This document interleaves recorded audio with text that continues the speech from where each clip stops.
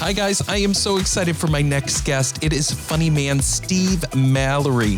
He started his career here at the Groundlings in Los Angeles, where he met Melissa McCarthy, then went on to write and direct her film, The Boss, and now has a new series coming out on Netflix called God's Favorite Idiot with Melissa McCarthy. Did I say Melissa McCarthy? I think I did. Check it out. You'll love it.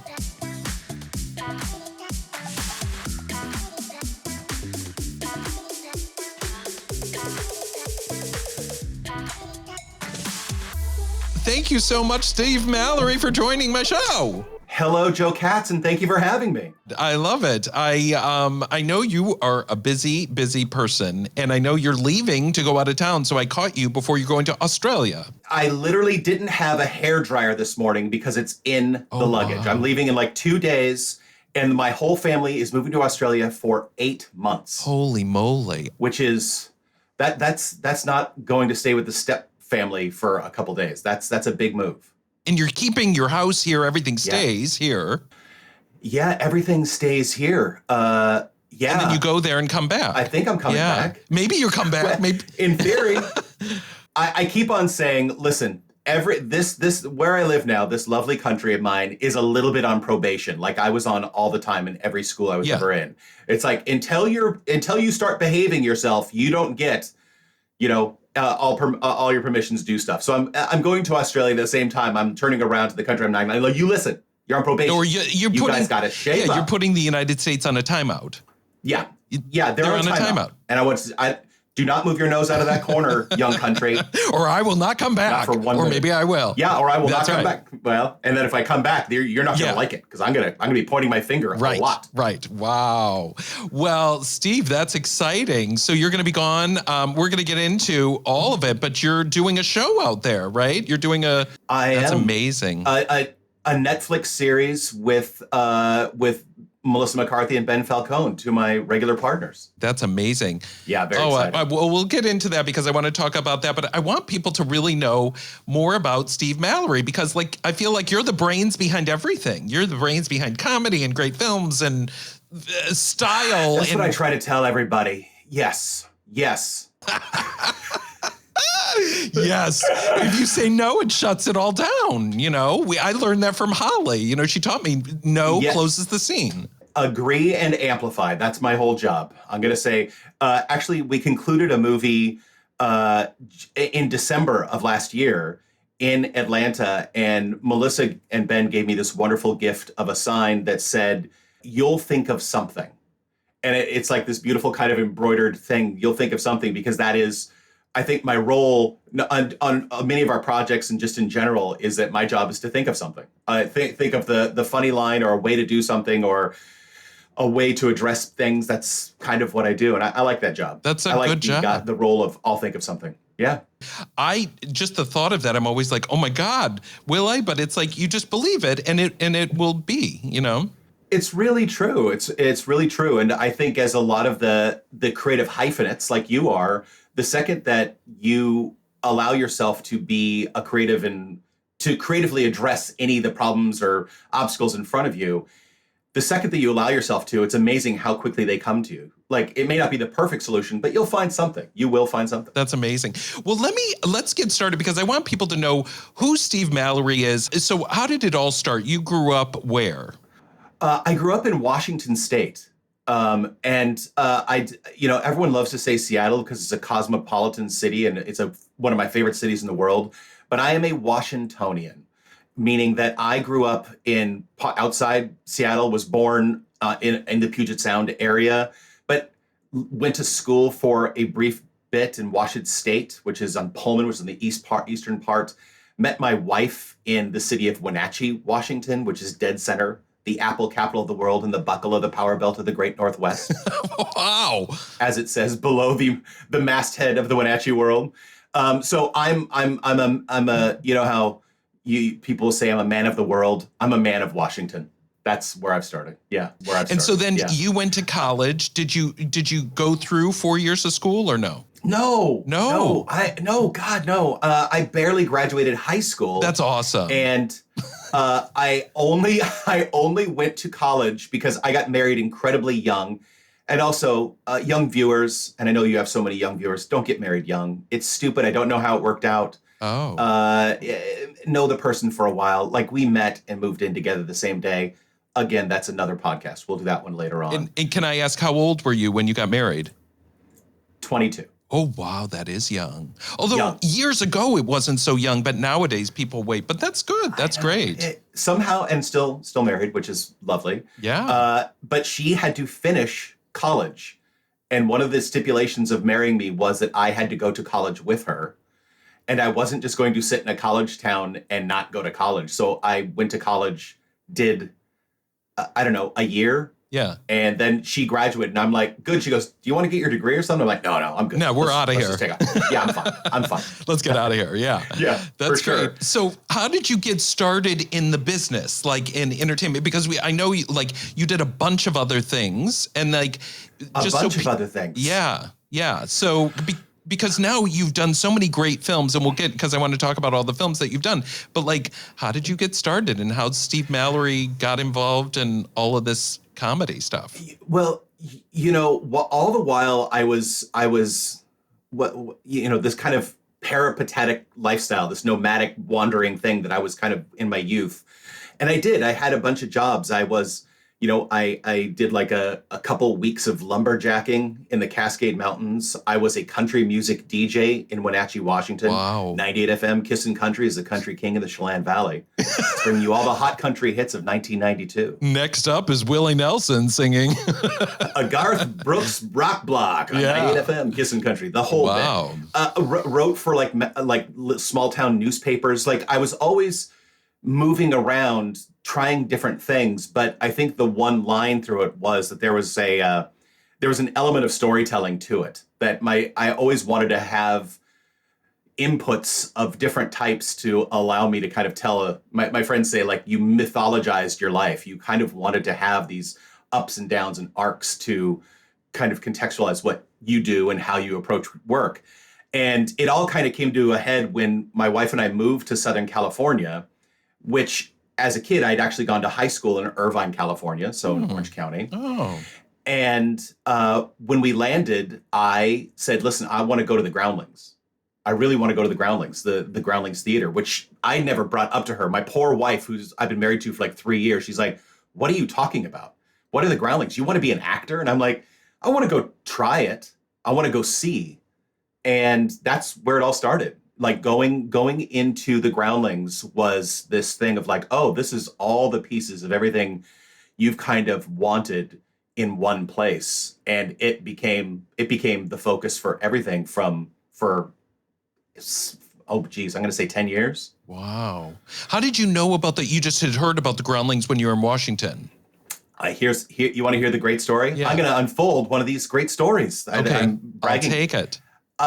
In 93, 94, I was driving in Seattle to my waiting job. Also, I waited tables in like 30 different restaurants. Wow. So we can talk about that waiter, actor, model type. Yes. All that stuff. Whams. You got to make it. Yes. And I heard about the new cast of Saturday Night Live, and it featured Will Ferrell. Okay. And I mentioned that I'd gone to high school in Orange County. I went to high school with Will. Oh, you did? Yeah, all 4 years. You knew it? And, oh yeah, we did like sketches and morning announcements on the thing. I knew him well. And this is how long ago this was. I wrote him a letter. I sent him a letter to Saturday Night Live, and I'm like, congratulations, I'm so excited for you. This is amazing. I can't believe it. And then he wrote me a letter back. He wrote a letter back. There was that's how you did it. In the old days, email was called letters. I know. It wasn't an email, or it was an email? No, it was a letter. paper letter. There was no email. Email didn't exist because I'm old. No, I am too, honey. I mean, yeah. I had carrier pigeons in my times. I'm using semaphore and kabuki to send messages across. Right. And, so you sent him a letter. He sent you a letter back. He sent a letter back. And one of the things he said in the letter was, I went to the Groundlings and it was the best experience. And he said, you really should have gone to the Groundlings because we had the same temperament of wanting to kind of be funny and be creative. And off that letter, I kind of used that. It just stuck in the back of my head. And I'm like, you know what? You're right. I should go try this. And it was the, a real foundational thing for me, because it was the first time I went, there's a place to put stories and ideas and your cleverness and those kinds of things to use. And it was wonderful. Just wonderful. And if people don't know the Groundlings is a theater here in Los Angeles. Primarily, it's comedy and improv, but it's a lot of sketch and in characters, right? It is. Yeah. Yes. It teaches you the fundamentals. It's been around now, oh boy, like 50 years. Right. It's been around for a while. And many of the people that you know and like in comedy, including like Melissa McCarthy or Kristen Wiig or Will Ferrell or Pee Wee Herman, all these people, that was where they all started. Right. And and I even taught there for a Heartbeat. And one of the first things you tell people is like, we can't make you funny, but if you naturally have some comedy in you, we can show you a way to use it and how to kind of put the engine into the transmission, that sort of thing.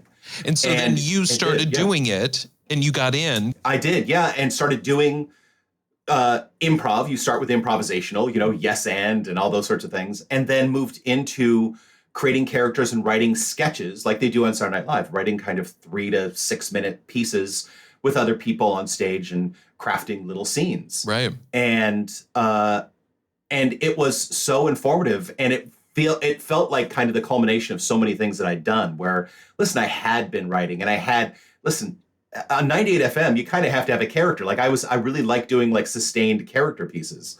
So kind of combining those things together, and more than anything, it kind of gave me permission and the confidence to do it. By doing it and seeing you have some modicum of success, it propelled me forward. And then I kind of committed to it. I started, auditioning for commercials and everything, like every young actor in Hollywood, and trying to do several things, and cheap movies and bad TV shows. There's some bad TV shows on my IMDb. You've done it. Yeah. I've done it. And that was it. And literally all of the friends that I have to this day are people that I met there. Those are some of my closest friends in the world. And so then you ended up getting on the Sunday Company, right? Mm-hmm. There's like a Sunday Company, and then there's a main stage, and you started doing That's correct. Of that. And wow. I was in the Sunday Company for a year and a half, wow. which is a very long time. That's to be doing a show every weekly. And I had got on a TV show, and I was doing other work, and I was having to take time away from the Sunday Company, which you really can't do, until finally I did something that most people don't do. I had to leave. I like saying, I'm sorry, I can't come back and keep doing this. I have to go. And so I asked to leave. I quit so that I could do other work. Wow. So sometimes I'm like, I should have stayed, because from the Sunday Company, you kind of matriculate up to the main company. But at one point, someone said, like, you have all the tools in place by the time you're doing a show like that every week. Oh, yeah. Writing new sketches. You're writing hundreds and hundreds of pages of sketches worth a month. And I had all the tools that I really needed. So I was, in hindsight, while it was disappointing at the time, in hindsight, I'm like, it turned out fine. And so then that is where you met Melissa and Ben, right? Yes. Ben and Melissa were also in the Groundlings. They were both in the main company. So they were like the seniors, the cool kids in the school, smoking in the corner. And you're looking at them like, oh, look how awesome they are. Here's the secret about all theater schools. Every theater school in the world, I'm going to say over 50%, could be up to 70% of people go into theater so that they can hook up with other people. I mean, it's just an easiest, you don't really go into advanced trig to hook up with somebody. In theater class, you're like, you know what, there's a chance I can hook up with somebody in this class. And everyone's kind of open and emotional and connected, and it's so much easier to date. And what happened was when my wife and I met Ben and Melissa, no one else was a couple. Everyone else was there essentially to hook up. Oh. Not the only reason. Oh, I thought you meant hook up like business-wise. You mean hook up like date-wise. I mean hook up. Yeah. But you already were hooked up. You and I was hooked up. Yeah. And Ben and Melissa would hook up. So after a show, we'd all be sitting in the lobby and you just kind of see all the other actors pairing off to go off and get drinks. And here are the two semi-middle-aged couples like going, do you guys want to go and get a steak or something? Like go have a glass of wine. And so honestly, I think a lot of the reason why we became such good friends is because they were a couple and we were a couple and we were kind of like past the trying to find a date version of life. Wow. And then we just shared. They're just absolutely our best friends. If they weren't, we certainly wouldn't be flying across the globe and resettling in a foreign country. I mean, they are the loveliest people. That's amazing. Yeah, and it was right away when we started actually working and collaborating. You know, we made so many small projects. This is the birth of YouTube. Again, as old as time. Old as time. Yeah. We would start making small videos and small pieces of material and putting it up and trying to make pieces. And we actually even made like a short film, 15, 18 years ago, like that we all wrote, we all directed, and we all acted in. It was going to be like a 2-weekend project. It ended up being like a 7-month project, like every short film. But that was honestly what I said earlier about giving yourself permission and kind of doing allows you to be, I guess. That's what did it. Like we all went, hey, I bet you we could make real movies. We made a 20-minute movie. It's not terrible. I mean, it's terrible, but it's not terrible, you know? Wow. And that's how it kind of started. And then, how did you go about, how did your life evolve from that? Did you then, you went on to do the Groundlings, but then your life evolved. You had a kid, right? Yes. And when I had a kid, you know, there is this kind of entertainment creative lifestyle that you're in before you have kids sometimes, I think. And some people can manage to do it when they have kids. But when I had a kid, I was like, boy, this kind of swinging at a decent paycheck every 4 months and trying to make enough money to get your guild, your SAG insurance and those sorts of things, it just didn't feel practical to me. Right. And so when we had a kid, I left Hollywood. I left. I stopped doing it. So with Melissa and all that, you're like, I'm going to go take a job somewhere. Yes. And they were so supportive, like, go do it. We understand it. You know, Melissa this was when she was just starting to do stuff. Like it was right around Bridesmaids time. So she was just kind of building up her resume too. Yeah. And while I'm working, and I took a job as a public relations executive with a big public relations firm. And I honestly thought that I would be there a couple of years, maybe a couple of years, a year, maybe 2 most. Yeah. And I ended up almost 10 years, 9.5 years or so. Wow. But all the while that I was there doing my nice executive job and, you know, filling out timesheets and all those sorts of things, every once in a while, like she would say, hey, do you want to come and do a line in Identity Thief? You want to come and do it? I'm like, yes. And so there's a small scene at the very beginning of me in Identity Thief. Just an opening piece. Yeah. Or, you know, I would go write an episode of some friends of mine were producing like an animated series. I'd like write an episode. So I was using all my vacation time to go back to work, which my wife said, you're the dumbest person in the world. Why? And I'm like, because it's what I love to do. Yeah. I loved it. Yeah. And, you know, and listen, I really enjoyed having my job. Like having a real job made me feel like an adult and allowed my wife to stay home with our kid and all these wonderful things. But I definitely missed that very immediate, you know, static electricity, crackly lightning, creative that you get from being in that.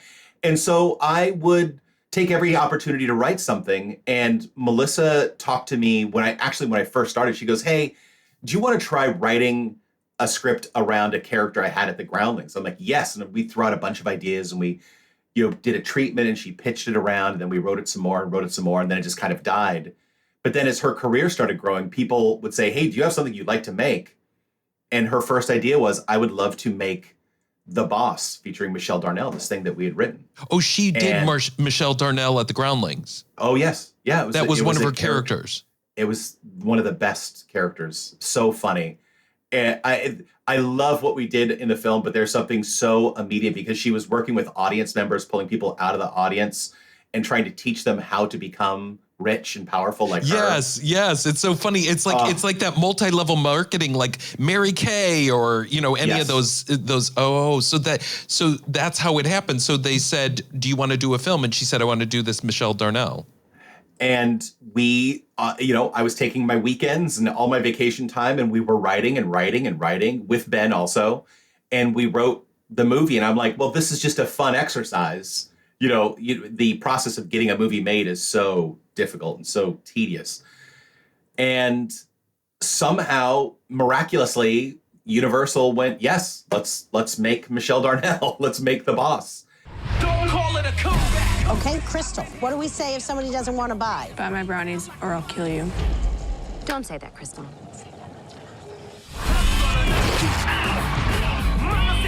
Hey, this is where dandelions sell.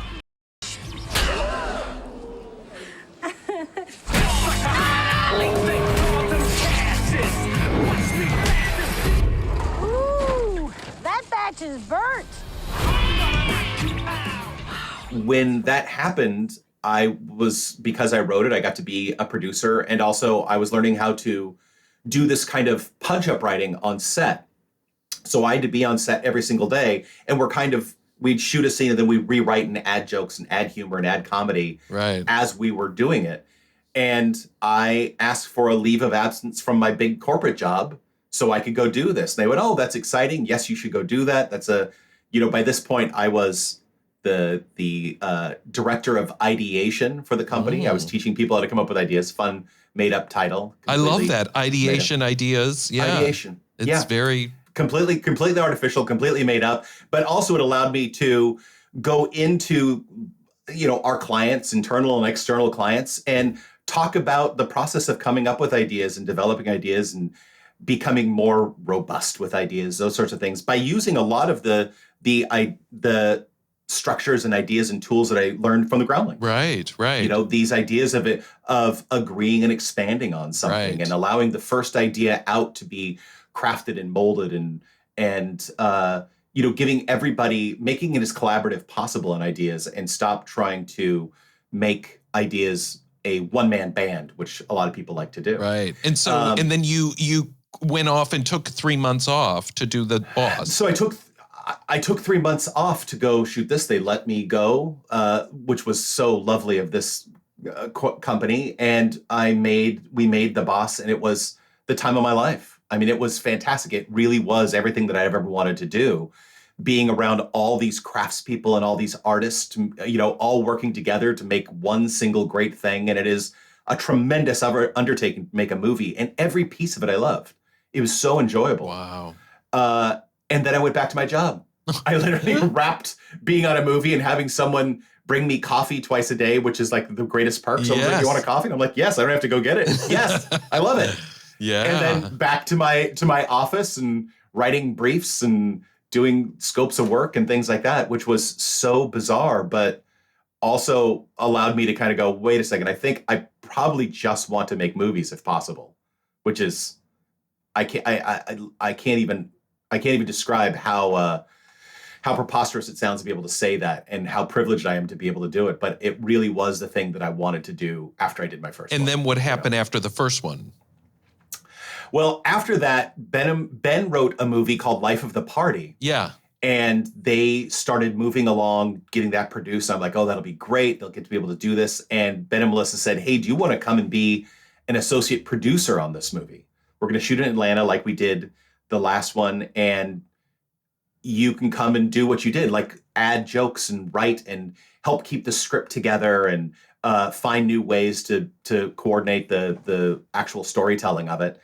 And I agreed. And I went back to my boss at my job and said, hey, can I get 3 more months off? And they're like, you should probably just go. It seems like that's probably what you should be doing or want to do. And I'm like, yeah, it's not untrue. They go, listen, if it all falls apart, you can come back and try this again. And I'm like, okay, that great. was so and nice. That was enough of. Yeah. It was lovely. It really was. And I mean, it was an abundance of caretaking on their part to say, listen, you're doing something incredibly scary going out on your own like this, but what you're doing actually can benefit both of us if that turns out. And I haven't had to go back. Amazing. I haven't had to go back. I keep doing. So associate produced, I think that was my title, associate produce, some sort of producer, Life of the Party. And then out of that, I think Melissa was going to work on Ghostbusters, and I went and just did punch-up writing on Ghostbusters, working with them there and where we shot in Boston.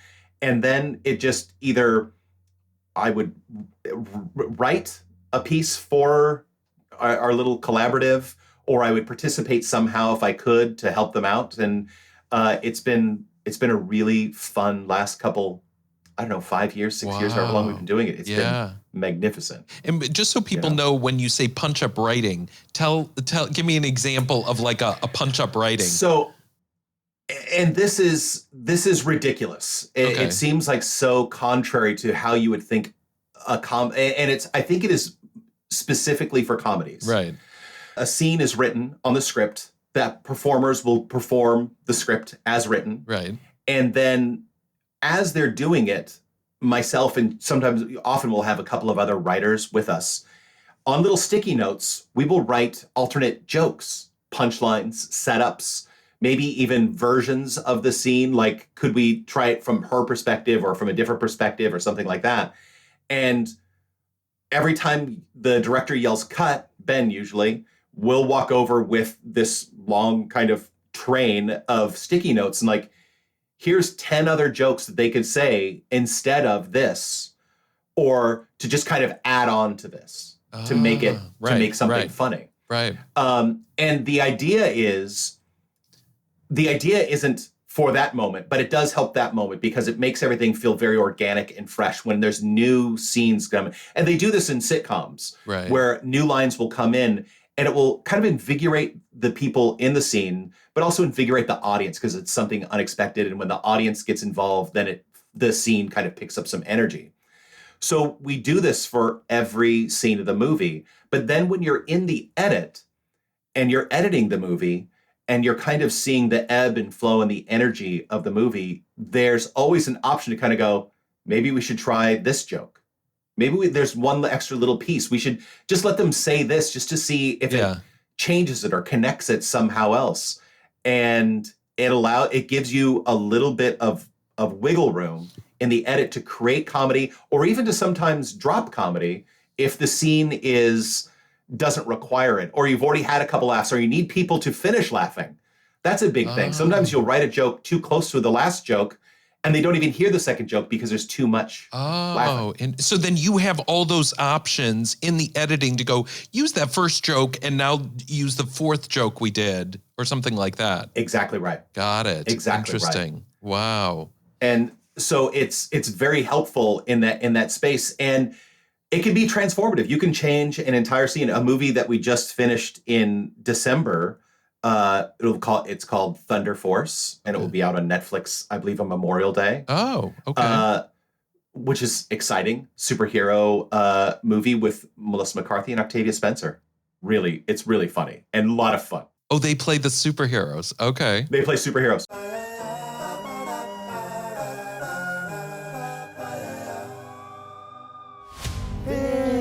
To be a green tower alone on the sea.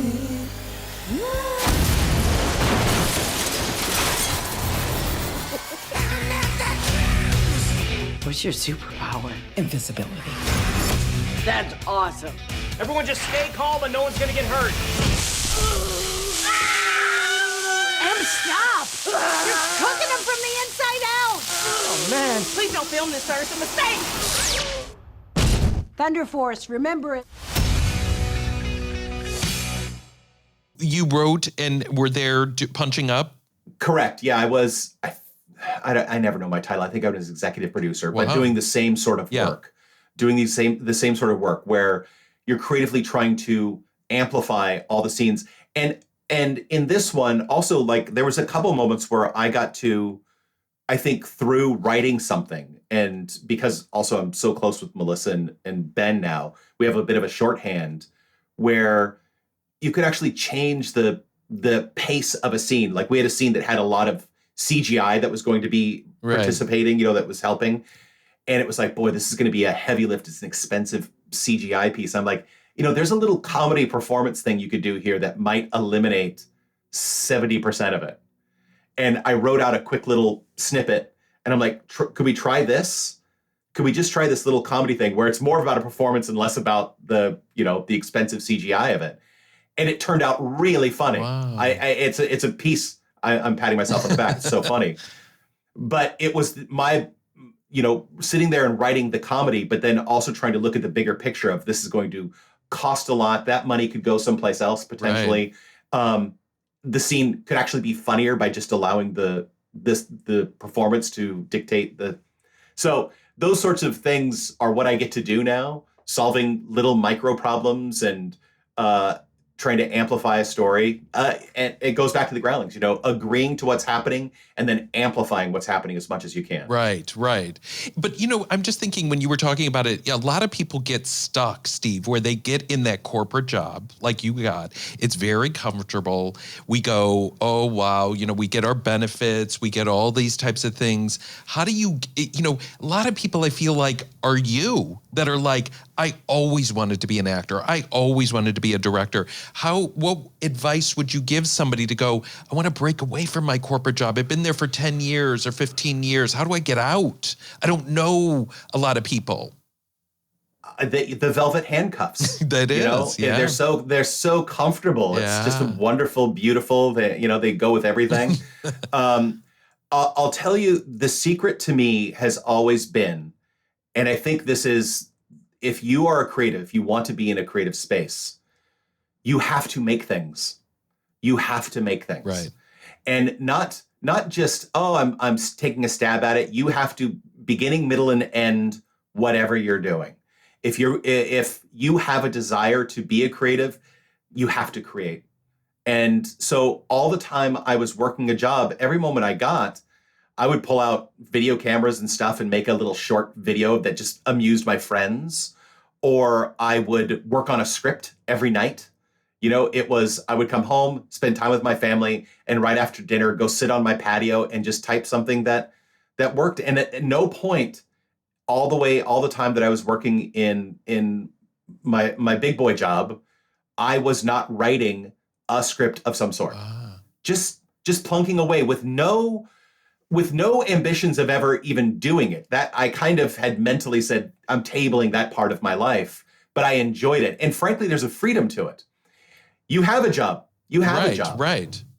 If you want to be a creative and you want to create, just do it for the love of doing it. Just do it because you love the act, the process, and maybe somebody will enjoy it, reading it or seeing your little video or whatever you're doing. And so it becomes almost a purer version of creative because you're not looking for an outcome. You're looking for the thing itself. You're in the process of doing it. And it's a lot of energy, to keep constantly generate. But, it's like anything, it's like working out, I guess. Yeah, and keeping that muscle going. Yeah, exactly. Exactly. And surrounding yourself with other people, too, is the other big part of it. I was surrounded by other creatives who were still working in that space that I like so much. And being in a community, I can't stress that enough. Being in a community of creatives, find that group, find your little clan of creatives is so helpful because it encourages you and it normalizes the creative process. It kind of gives you permission to keep doing it regardless of what you're actually doing. You don't feel so alone, right? Exactly. And every version of it's okay. You could be during the day, waiting tables and selling $50 martinis someplace, but it doesn't diminish the fact that you're still a creative, that you're still an actor, a writer, whatever it is you're doing. Right. You can still be those things. Wow. Yeah, that's great. That's good advice because it's like, I feel like a lot of people might be in that situation. When you're writing, there's so many comedies out there now and there's so much competition. What do you think makes yours funny and successful and things that you've written? I know it's like sometimes it's an innate talent, but it's like, what makes yours? I mean, The Boss did so amazing in the box office, like $79 million, didn't it? Or something like that. Yeah, we did okay with them. Yeah, you did okay, yeah. I think the thing that my signature, is that what we're saying? Yeah. What's my vision? Oh, gross. Yeah, or like what makes yours, because there's so many comedies and some are like, I have to say that the thing that I really, really like in a comedy that's important to me is a very human element. I really like there to be the idea that people are essentially there's goodness in people, and there's a fairness, and that people are always striving to be the best version of themselves, and that's the process. Even in Superintelligence, it was, we said in a line, that people are good and people are worth saving. That might be, the underscore of everything I write, that it is about people kind of finding their innate goodness and making hard choices to do the right thing. And that's not a comedy thing. That is a storytelling thing. And it's a storytelling thing that I like because I believe it. So if there's one thing that I do differently, I think is not differently, but I lean into the most human version of a story, the thing that allows people's humanity to shine, and then try to make a bunch of jokes around it. So that people connect with the person. Yeah.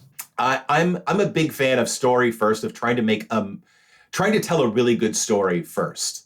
I always say, listen, if someone said, could you make a comedy out of Kramer versus Kramer, right. A very serious, dramatic divorce, right. That scarred every divorced kid in the world in the 70s.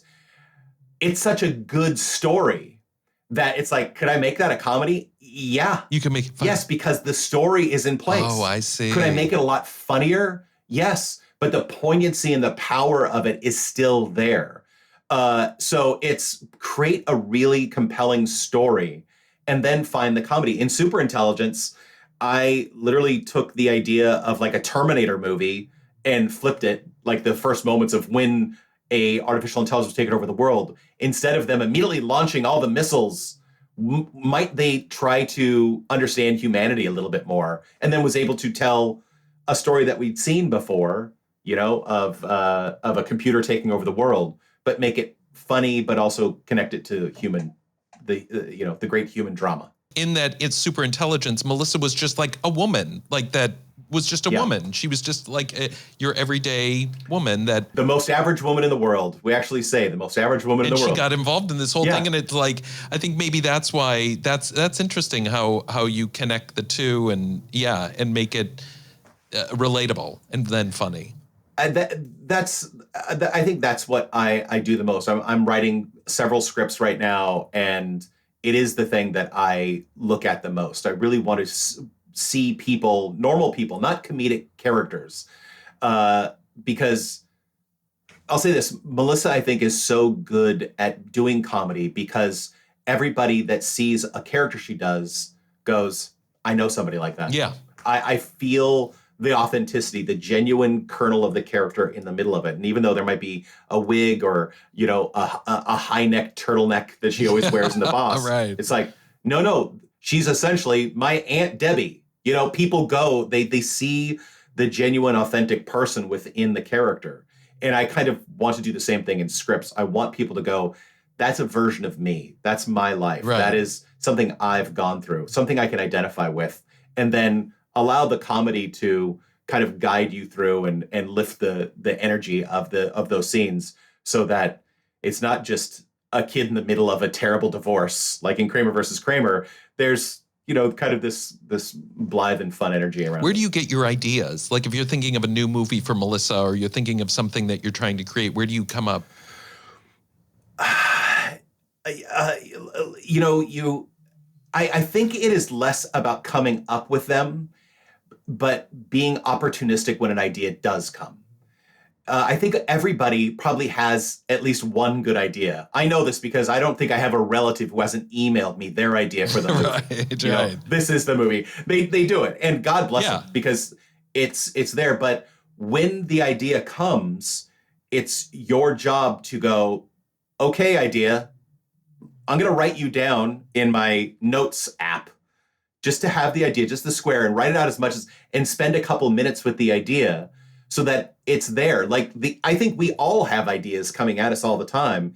It's just being opportunistic with them.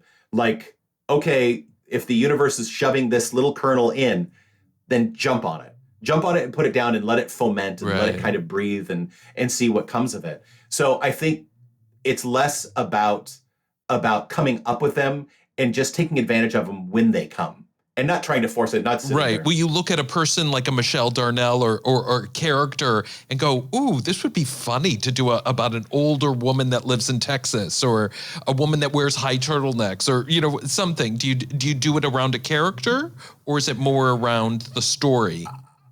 I have to say I'm probably more story driven. I'm more story driven, and then I will then spend time on a character because the story is the platform. You know, it is kind of like what we're going to build on. You know, beginnings of scene, middle and end, and you know, high tension scenes and self reveal scenes.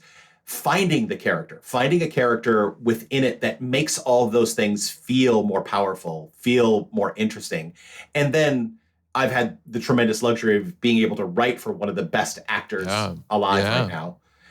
And being able to talk with her, and I'm like, I'm thinking a character like this would really be able to participate in this movie.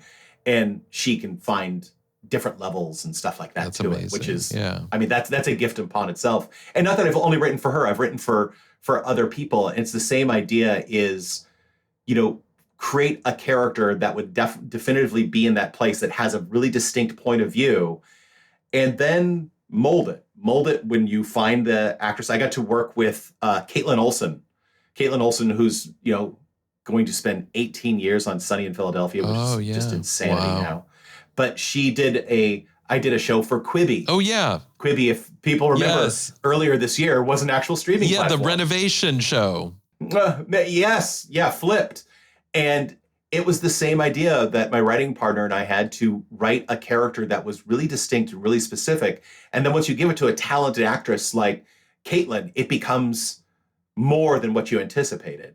But also you've written it to allow her to kind of find the beats and, you know, go bigger or smaller as she wants to.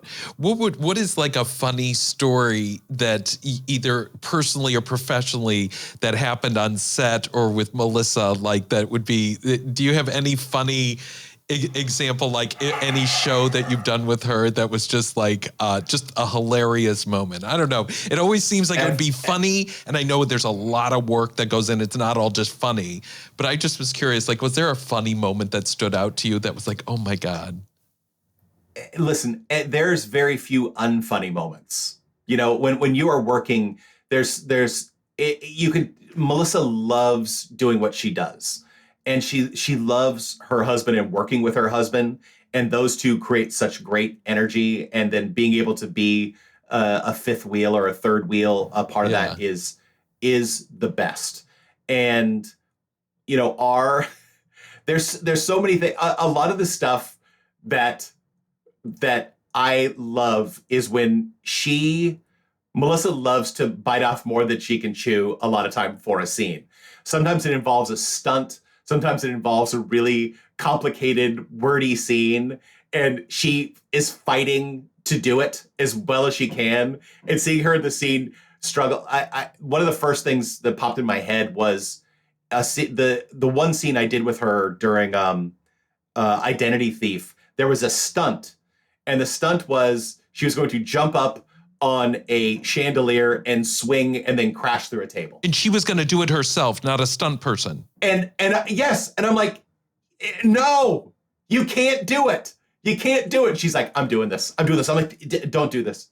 Don't do this. Like, just begging her, I'm like, please reconsider. I don't want you to do this. She goes, there's pads. It's great. I'm going to have the stunt woman do it first so I can see it. And we sat there and they ran the rehearsal with the stunt woman we're watching. And the stunt woman falls, doesn't manage to do the stunt. She's fine, but she lands kind of hard. And Melissa looks at me, she's like, maybe there's another way to do this. I'm like, exactly right. Wow. But it's her terrific ambition to want to try something more, to go bigger. And she beats herself up. Like we in Superintelligence, there was a point where she was going to think she was doing carpool karaoke, and she started singing a song, and she goes, I don't know if I like that song. I don't know if I like that song. She goes, what's a funny karaoke song? And I'm like, 1 Week by the Bare Naked Ladies. Oh. Which is the chicken to China, the Chinese chicken. You have a drumstick and your brain starts ticking. But and it's this really, really fast kind of rootsy, rappy thing in the middle of this song. And she goes, oh, that's it. And the second she started, I'm like, this is going to take forever. But she got so committed to getting the words right then and she there. Got it. And she got it. She got it. But her being so flustered and working towards it, you can't help but it's like, just find an easier song that you know. Right. But she won't. Wanted to do it. And that there's something just, you're just, I'm so filled with pride, but it's also hilarious to watch her just work and work and work and work to do it. It's fantastic. Being that this is we talk about fashion, I just have to ask you, what's your sense of style, Steve? I know we chatted something, and I know you love those sweaters that you have. You have I literally am wearing. You love your merino wool sweaters. Wool is a miracle fabric. I'm just gonna say it. I think there's a movie there. It's a miracle fabric, guys. It breathes, it stays clean, it's antimicrobial naturally. I just love wool. Darn tough merino wool socks from a company in Vermont. The wool sock, very thin, it's a mix of fabrics. Okay, but what's my style? Yeah, how would you describe your style? Yeah. I'm going to say that first off, I really like style and clothing a lot. And frankly, as a chubby middle-aged guy, I shouldn't, because it's very difficult to craft a look for a thick-centered fellow like myself, who has disproportionately short legs. I'm 6 foot tall and my inseam's like 28 inches. Interesting. I'm like a bumblebee that shouldn't be able to fly, like its wings shouldn't be able to support itself. I shouldn't be able to propel myself. Everything works fine, though. Okay. It works. But if I had my druthers, I would love to be like an elegant suit guy. I actually really miss suits. I miss suits so much during this pandemic. There's no opportunity to kind of put on a lovely 3-piece suit with a really wonderful contrasting colored tie. That's my dream. I wish I could be. Do you know the director Paul Feig from Bridesmaids and directed Ghostbusters? Right. His suits. Oh my God. But he's also this tall, thin, elegant. I mean, he's a dandy. Yeah. And he would say he's a dandy. And I'm jealous of that. Of course, we're all jealous of what we're not, But he has these beautiful, tapered leg suits and gorgeous shoes. And he literally carries a walking cane often. Wow. And that kind of elegant, kind of bespoke English influence style is wonderful. That's what you like. I love that. I cannot pull that off. Also, what I know about myself is that I have kind of a boyish face, which is great. And so if I was going to lean into anything, I would say I would lean into kind of the parochial, kind of yuppie handbookish stuff, kind of an Oxfordy style. So I'll wear a lot of textured jackets, like I'll do like a corduroy or a houndstooth or something like that if I'm going to dress up. I really do like if I'm wearing a uniform, this isn't far off from a uniform. I'll always wear a nice button-down shirt, often in different colors. But if you're going to see my face, it's always a dark blue or a dark black because my eyes really pop. It looks good. No, I know. They're popping now. People got to tune into YouTube to see it pop, but it's popping. You're going to see it. You're going to see it. Yes. And so if I'm having a conversation with somebody, I'll try to accentuate what I've got, which is I've got pretty eyes, so I'm going to wear a darker blue. I like to wear, and this is for all, I'm going to put a call out to all guys that are heavier set. Heavier set. Wear fitted clothes, guys. Yeah. You have to wear things that are fitted. You can't have that bloussard of your shirt. You can't have a billowiness around the tops of your thighs with a pleated pant. Even if it's not comfortable to you, wear a fitted pant. Listen, there's stretch fabric now in men's pants that is magnificent. And it cleans up your lines and it makes you look taller. It makes you look thinner. Right. Where I think guys that carry weight will wear clothes that billow trying to hide it and not understanding that it's making themselves look boxier. Exactly. Yeah. They think it hides things, and it's like it actually kind of makes you look bigger, like you said, and it makes you need to keep it. It doesn't have to be a skinny jean, but it can be more of a fitted. Yeah. What else is my thing? I love layering. I really do like layering. Wearing a shirt, a sweater. I have a nice collection of like car coats when it's cool. I feel jaunty, kind of like something out of a J. Crew catalog. Yes. And, playing around with colors, I don't want to be too stodgy. I feel like the second you get, into your 50s and 60s, men just kind of default to a set of colors. Right. They won't kind of explore it. So, I have a pair of aubergine pants. Oh, I'm actually wearing my aubergine pants right now. I'm not going to show you. I'm not going to stand up. But kind of like an eggplant. Yeah. But like, that's fun. And it's colorful and playful, and especially as a creative, I'll say this, when I was in the corporate world, I had a wonderful mentor, and I was going to a meeting as like the creative director for a project, and I was wearing a suit, and I showed up, and she goes, no, not that. I'm like, what do you mean? She goes, take off the jacket, roll up your sleeves. You want to say you're a creative. You want to look like a creative. And she goes, you look like everybody else. And it was such good advice to dress for the expectation. Right. That if you're going to be dressed, you want to dress to tell the story of what you want it to be. I say that it'll be lights up exposition, making a thing. I mean, the second the lights come up, you want people to look at you and kind of go, I kind of know where the story is going. Oh, right. And you can use it both ways. You can surprise them by dressing one way and acting another, or sometimes amplifying the message that you're saying by what you're wearing. Clothing is part of the storytelling process. Right. Personal storytelling as well. The one thing I remember from my one semester of communications classes at Washington State University is there's something called meta communication. It is the communication that we're giving with how we look, how we're responding, and those types of things. And clothing is part of the meta communication. I'm telling you part of me by how I'm dressed or what I want you to believe about. And once we see you, we have 30 seconds. We always say that about fashion, that we determine, I like her, I don't like him. I love that he's got that vibe, or, whatever it is. We read quickly. Yeah. Exactly right. And I rarely go off script. I rarely try to, very rarely will you see me in kind of grays and blacks and moodiness, because that's just not who I am. Because then they would see me, it's like, why are you dressing like this when you can't stop talking and you're all, effervescent like I just generally am. So those are like, I put thought into dressing up. I miss dressing up, Joe. Pandemic sucks. I know. Well, now you're going to be pandemic free. You're going to Australia. You don't have to wear a mask. You don't have to do anything. It's amazing, right?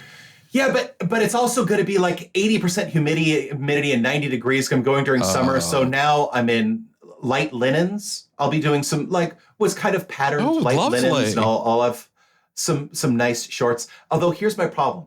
I'm going to Byron Bay, Australia, which Ben and Melissa are already in, and they have informed me that very few people wear shoes. People are very barefoot. It's that kind of place.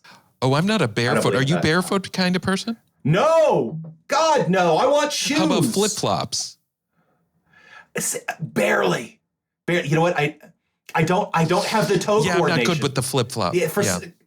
No. So, I'm bringing a selection of nice, like brand new white low-cut sneakers. Nice. Because I feel like I can pair that kind of a sockless white shoe with a linen short and a breezy shirt, that sort of thing. I'll also feature a couple of Panama straw hats that maybe I'm taking down. Lovely. So very cabana wear. I mean, but I can pull it off. Well, Steve, we have gone on, and I love talking to you. I could talk to you all day. You're a great communicator and a great writer and funny. I have one last question for you that I always ask everybody. And my last question is, what have you not told anybody ever, even your wife, not even your wife, that could help somebody else? Yeah, I'm going to give you two.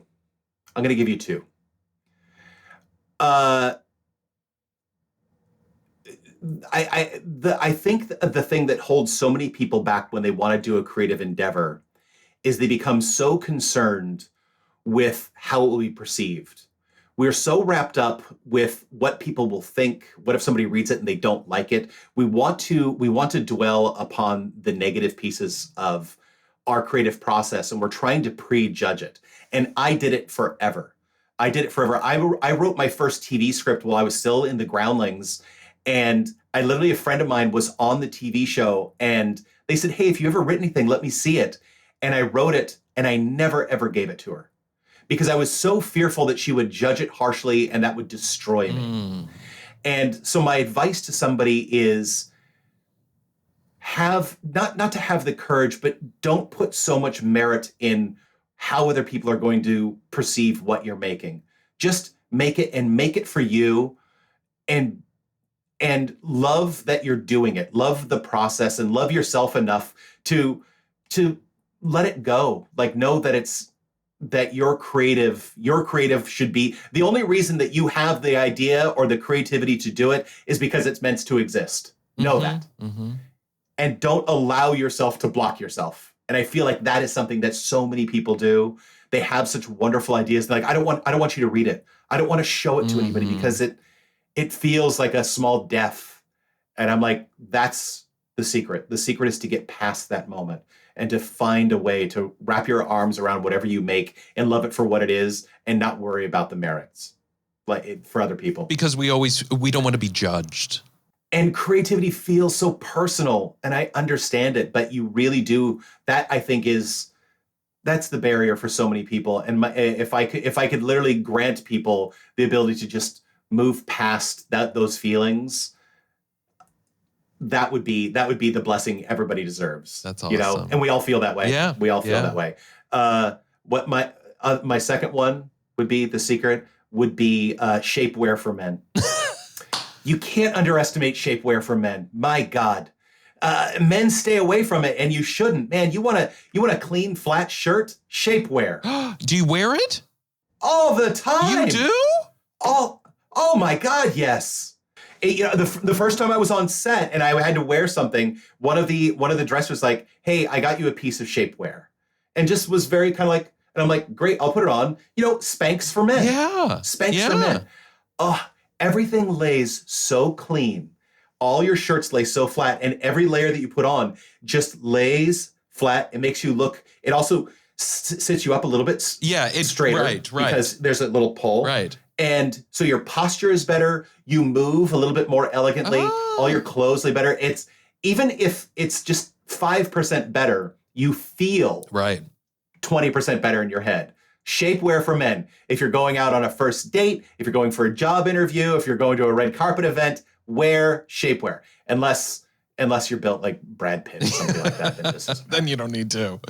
Can you? Yeah, that's interesting. And you wear it when you go to dinner with someone, or if you're gonna. Is it only if you're gonna do it like in a show and you're gonna be in a movie? You wear it? No. If there's going to be a thing where I'm out and about, I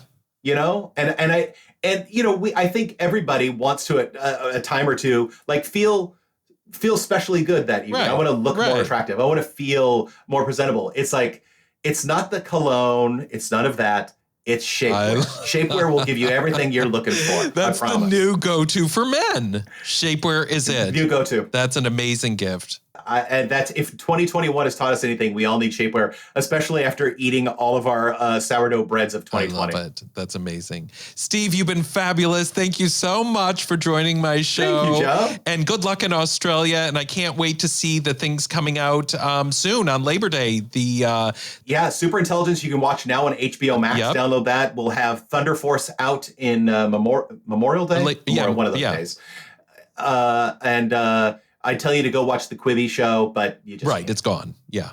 But I watched Super Intelligence. It was so funny on HBO. I love that. So I'm excited to see the one with Octavia Spencer and Melissa McCarthy coming up. And you'll love it. And then I'm excited to see the show you're going to do on Netflix, which will probably come out in a year or so, right? Yeah, at least. We'll see. All this is so new and interesting in this new world, so we'll get it done as quick as we can. All right. Thanks, Steve. Thank you. Bye-bye. Bye. Thanks for listening to the Katz Walk. Make sure to subscribe to the show on your favorite podcast app. This has been a production of Evergreen Podcast. A special thank you to executive producer Gerardo Orlando, producer Leah Longbreak, and audio engineer Dave Douglas.